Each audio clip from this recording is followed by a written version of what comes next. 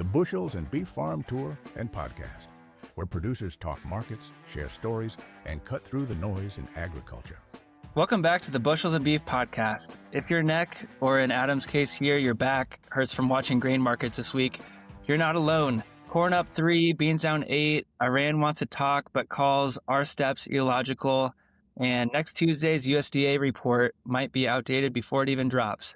Adam Friedrichsen is here to make sense of the chaos. And Adam, welcome back. Hey, thanks for having me, Nick. Lots of good stuff out today. But this morning, Adam, you wrote that grains have been choppy this week, and that feels like an understatement. Corn up 3, beans down 8 yesterday. Some exciting news even this afternoon after the lunch hour. So what's going on? Yeah, a lot of things to talk about. We are back to headline trading, which can be exciting, can be frustrating. A lot of you producers out there, maybe, I know you're busy most of the day, probably getting ready for planting season. And by the time you might read a morning newsletter in the afternoon, it's 5 hours outdated, and vice versa. If you read an afternoon newsletter by open tomorrow, it could be old news, markets working for or against you. The headline trading, we can cuss it, but it provides a lot of opportunity. And, again, I'm probably one of the least political people that you'll meet. Trump's first term, we saw a lot of these headline trading and some volatility, some potential to, maybe make sales, maybe feel like he missed the boat. We haven't had that as much the second go around, but what we've seen with this Iran war and, some other things going on the last couple of weeks is we're back to those headline trades, and we're seeing some volatility. We're seeing some pretty good range moves. And the nice thing is we are at profitable levels here. It's a little different if you're trading in the low 4s and in the 9s for beans. It doesn't provide as much potential, but we're seeing some good moves here and some potential. And we get people call in that feel like they missed the boat one day, and the next day we're right back to the levels that we were kind of targeting. We've had a few chances here. I think we'll continue to have some chances going forward, but all the more reason to develop a marketing plan, get offers working, and stick to those. Yeah, lots of different things that are moving the market quite a bit. Crude oil was up $4 a barrel yesterday. That helped the corn, and the classic searching for direction market too going on. So with the crude oil, corn's getting a lift from crude oil because of ethanol. And what are the beans doing there? Are they just kind of doing their own thing right now? Yeah, that's a good point. For quite a while there, we saw beans leading the charge. They were marching higher almost every day. Real strong trade, and corn was very reluctant to follow along. We'd see beans up 20, 25, corn steady to up 2. It seems like lately it's kind of flip-flopped. It seems like corn has been trading along the lines of crude oil ever since this Iran situation, and rightfully so. The higher the crude is, hopefully the higher corn will be due to ethanol. And we've kind of seen here recently corn leading the charge. Beans have been, we were talking in the office here today, they've been in a kind of a holding sideways pattern the last 6-7 trade sessions. We were just talking, it's like, this has been too tight of a trade window in our minds. We felt like beans were going to break out one way or the other here in the next day or two, and lo and behold, we got some good news here kind of toward the end of the day that we'll go over here in a little bit to shoot beans on the top side of that recent range, which is encouraging. And we saw both corn and beans close right near session highs today. So yeah, back with the corn, we've had that opportunity to maybe get some old crop moved here at some better levels than we thought after that January report. Been a little bit encouraging. I'm not saying these old crop levels are where we wanted them to be or where we were hopeful they could be, but they're better than what they were. And we're really turning that focus onto the new crop, especially above this 490 level. We've traded above 490 a handful of times on new crop corn. We've been working through some different strategies with producers, depending on risk tolerance, profitability levels, really trying to get some sales on the books when we're getting some accumulators on the books for guys here in the last couple of weeks. And then, then turning focus to, we know you got to deliver some grain to town more than likely in the fall. Let's get that priced up with some HTAs or accumulators, combination of both. But, let's start to turn our focus to that stuff that you're going to put in the bins. And bins are great. They're fantastic. They're a basis tool. They're a carry tool. They're a time tool where you don't have to sit in line in the fall. But I think what a lot of people forget is they're not a true marketing tool always, right? We can store and ignore. Some years it works, some years it doesn't. But, how do we develop strategy that we can kind of lock a floor in on that corn, leave some potential upside open, and how does that work and how does that fit your marketing plan? So we've been able to, for the first time in over a year, kind of develop some of those strategies at profitable levels and kind of go from there. Beans, on the other hand, we've been seeing a fair amount of HTAs, been working some accumulators, also doing some option strategies on the beans. We're well off the highs in the beans. I'm just looking here now. New crop's not as bad. We're within about 20-25 cents of those recent highs. Old crop's fallen a bit more, and I think a lot of old crop is kind of cleaned up for cash needs, and given that we've seen some profitable levels here. But nice to have some opportunity, nice to be able to sit down and work through those strategies with producers. Yeah, let's talk a little bit more beans here too. The bean export inspections were the highest since 1998. That's a 26-year record. Why isn't that bigger news, or why isn't that bigger news? It was a good week this week. Finally, we'd seen the few previous weeks had been lower. We're still running behind kind of what our standard is compared to the USDA estimates. Probably still to the point that USDA may have to cut some of their export targets on the bean side of things. So it's been okay. It's been probably better than what we thought. Maybe the end of last year, beginning of this year, but maybe still a little bit behind the eight ball there. On the flip side, corn has been really, really good, running well ahead of USDA, ahead of the 5-year average on exports. So we got kind of two different factors there on the corn versus the beans from that standpoint. So something to keep an eye on. Flash sales have slowed down. We saw a couple earlier than the week.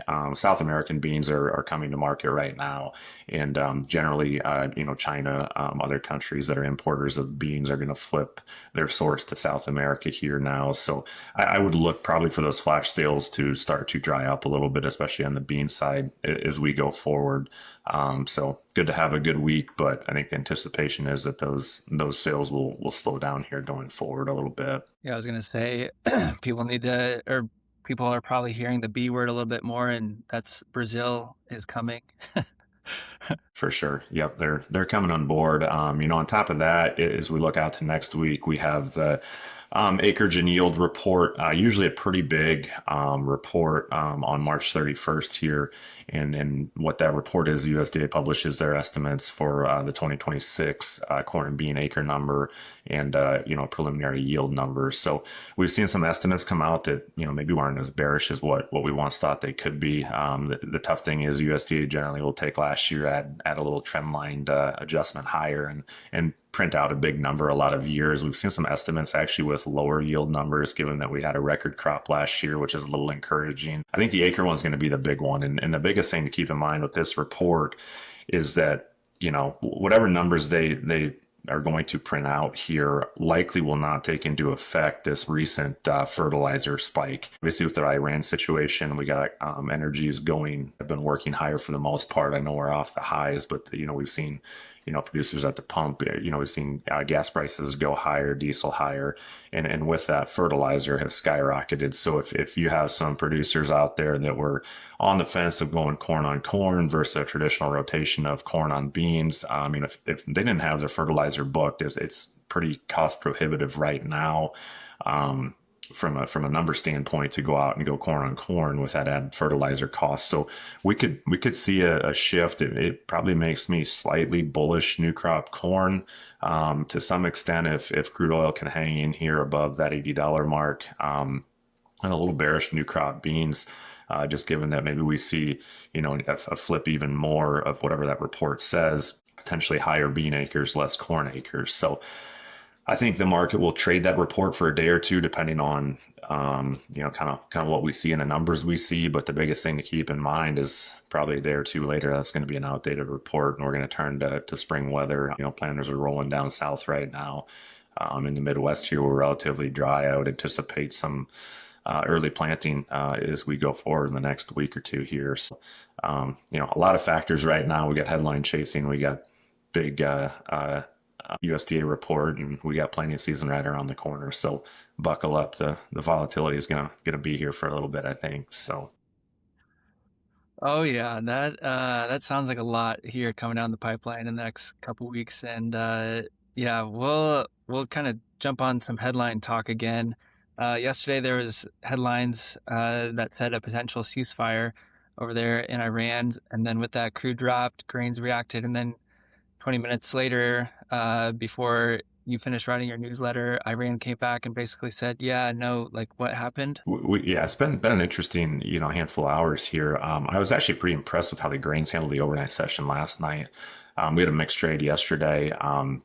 After trade closed yesterday, the U.S. came out, said, hey, we're putting together a ceasefire arrangement with Iran if they meet the different quotas that we set aside. And, Iran did come out last night, right before the open of the overnights, and said that the kind of first time in the last couple of days they've acknowledged that, yes, we are in talks about a ceasefire. Didn't agree to anything at that point, but overnights opened a little bit lower. I thought we'd maybe sell off a little bit harder than we did. They hung in there pretty well.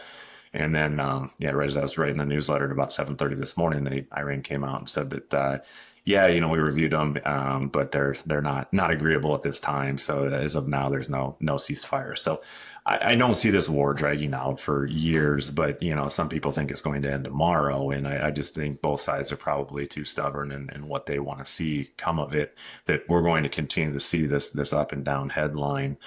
So that kind of spurred the market on in the late overnight close here this morning and into the open, and then saw a couple positive headlines. I was just looking back here, the first one kind of spurred the market on late morning about the U.S. is going to issue a waiver to expand sales of E15 gasoline to ease the pump prices. So, one way to get the price of the pump down is to encourage more ethanol blending, which is great for corn producers. So, that's definitely a good thing. It wasn't a huge shocking thing. It's something that's been talked about a little bit here lately, and not a surprise, but nonetheless better than the alternative of no, we're not going to encourage that or mandate that. So that kind of spurred the markets on. We were green most of the day, and then right before the close, a little bit before 1 o'clock, I'm looking at my screen, corn's up 3, beans are up 8. All of a sudden, next time I look, corn's up 6, beans are up 18, 19, and so that headline was that Trump and China's President Xi agreed to visit in China on May 14th and 15th. Now, if you think back to last week when we saw a huge drop down in the markets, they were supposed to meet sooner than that. That meeting got canceled. Saw a huge drop in the markets, and now we've recovered, partway back to those. There is a meeting scheduled, even though it's not for a month and a half. And then they did say President Xi was going to come to the U.S. At some point then after that as well. So, it's entertaining. It's interesting. A lot of drivers to this market, but like I said, it's giving us potential. It's giving us some chances to get some sales and protection on the books at profitable levels. Will it turn into a buy the rumor, sell the fact? Who knows? But we're taking advantage of it. It had some guys throw some accumulators on late in the day. Got a little more protection on for some that missed the boat the previous couple times late in the day. And the biggest thing that we're talking through with people is no one knows where this market's going. And you as a farmer don't know where it's going. Nick, you probably don't know where it's going. Us as commodity brokers, if we knew where it was going, we wouldn't be trying to help everyone out. We'd be doing it for ourselves. The best thing we can do is kind of evaluate the market. First of all, sit down, run through our break evens. I ask producers all the time, what's your rough break even? Maybe that doesn't need to be to the penny, but if your break even's $4 instead of $4.50, that's a big difference on corn. The questions I always like to ask are, what's your rough break even? Where do you think the market's headed? What potential do you think? If you tell me you think it's going to go to $7, I might not sit here and I might not say I think you're right, but we might find a strategy that provides more upside for you. Maybe you spend a little bit more money on a put or put spread. If you're content with $5 corn, you say, man, I farm enough acres and $5 corn is more profitable than the last 2 years have been, and I'm completely cool with that. And maybe we're more aggressive on straight up using some HTAs or board hedges to leave delivery location open. And so there's a lot of different ways to go about things. Not every strategy is right for every person, and I think it's just important to pick up the phone, give us a call, talk through your situation, and we're at that point now in the marketing game that we got a lot of good different options for people. That last year we had about a 2-week window to do that, and it was all downhill from there. So yeah, it's definitely all about having a plan before the rally, before the next headline, and not really scrambling during the next headline or when the headline is published then. Correct. Yeah, and that's the tough part. We like to work some offers. Not everyone wants to work offers, and that's fine. But we got a couple of these days here where we start calling through our customers, and we might get a quarter or a third of the way through them to do something, and then all of a sudden the market's off 10 cents, and it's no longer attractive to do so. So I do think at least having a strategy or an idea or a thought or a working order in place is imperative in these markets. Definitely. So yeah, don't let the chaos paralyze you. Have a plan, work with advisors, and execute when opportunities show up then is kind of good 3 takeaways there. You got it. Adam, thanks for making sense of all this chaos. Is there anything else that you wanted to chat through or share some insights on? Just the one thing I can't stress enough, and we hear it a lot, and pick up the phone and call us, shoot us an email, shoot us a text. I mean, I some of the stuff we talk about, we do this stuff every day, and we it's what we do. It comes easy to us, and it's easy to talk fast and kind of talk above or through people, and we're more than happy to sit down and break down these strategies, how they work, what we think might be the best fit. Maybe we'll throw 3 or 4 different things at you.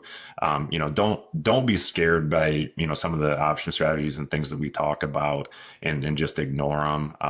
If nothing else, if you want us to help you do an HTA to your local co-op, if you're used to making cash sales and not HTAs, if you've never done an accumulator, we're happy to, that's what we love. It's what we do. Pick up the phone, chat with us, and, we'll walk through all the different strategies and situations. Awesome. Yeah. Choppy markets, Iran drama, and a USDA report that might be outdated.